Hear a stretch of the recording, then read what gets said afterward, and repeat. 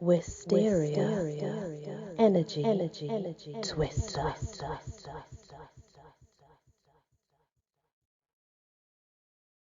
Hello everyone, welcome back to my channel. So I've decided we're going to continue with our Drac Von Stollor collection. Drac Von Stollor is available on Google Play Store Books. Google Play Store Books has quite literally hundreds of free books to enjoy, guys. Why not try it out? But one of my favourites collection is the Drac Von Stollor collection. He writes short stories, but I've always liked them. This one is called Hounds.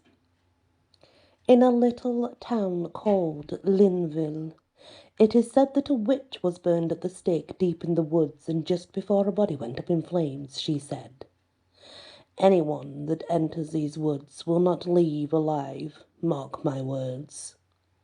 One of the townspeople said, "Burn, witch, burn." Then everyone chanted, "Burn, witch, burn." The witch went up in flames, and the townspeople went back to their homes, thinking the witch was gone for good. But this witch was about to unleash the hell she promised beyond the smouldering ashes where her charred body lay.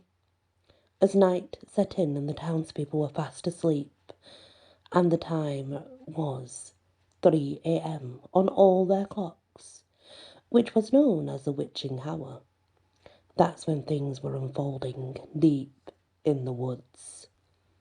A howling sound was gradually getting louder deep in the woods until some of the townspeople were unable to sleep.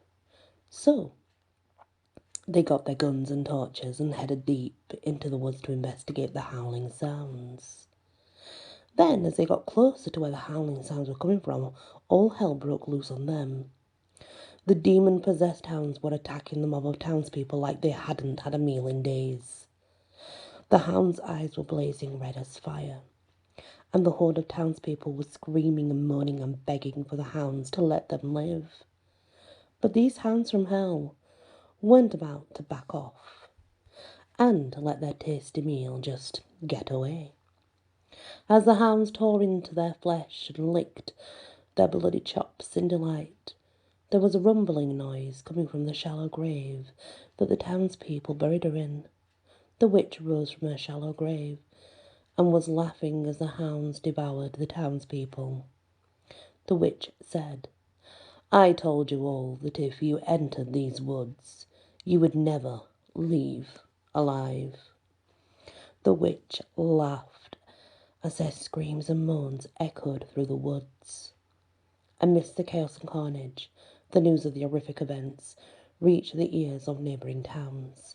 The tales spread like wildfire, carrying with them the scent of death.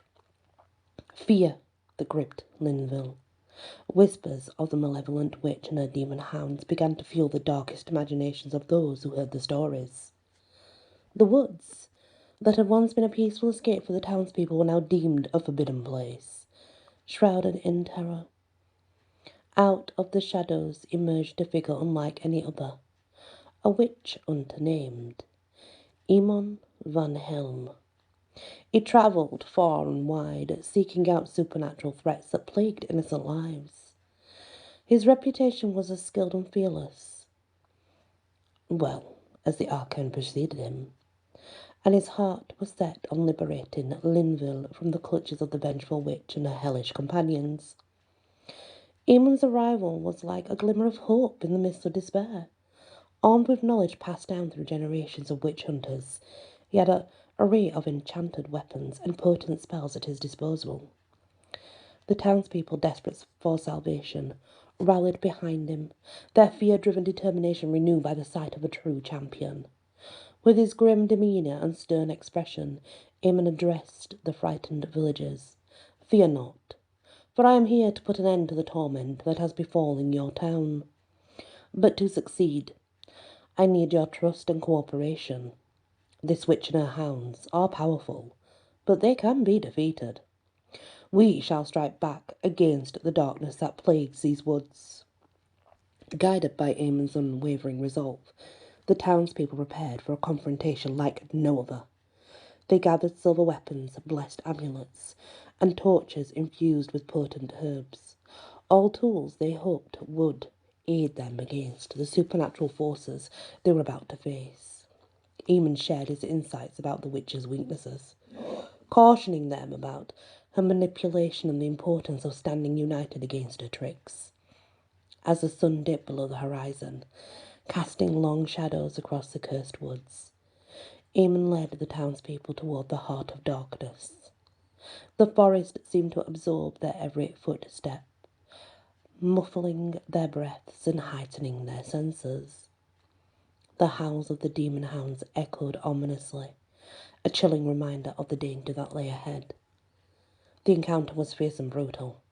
The townspeople fought with a determination they had never known, and Eamon's strategy leadership proved invaluable. His enchanted arrows pierced through the hounds' fiery gaze, causing them to falter and retreat. But the witch, sensing her impending defeat, unleashed her most potent spells. Shadows twisted and danced, and illusions clouded the minds of the villagers. Yet Eamon stood firm, wielding ancient incantations and wielding silvered weapons with precise, practical precision. His expertise in battling the supernatural was evident as he shattered the witch's illusions and called upon divine protection to shield his comrades. Together, they broke through the bewitching defences and cornered the witch.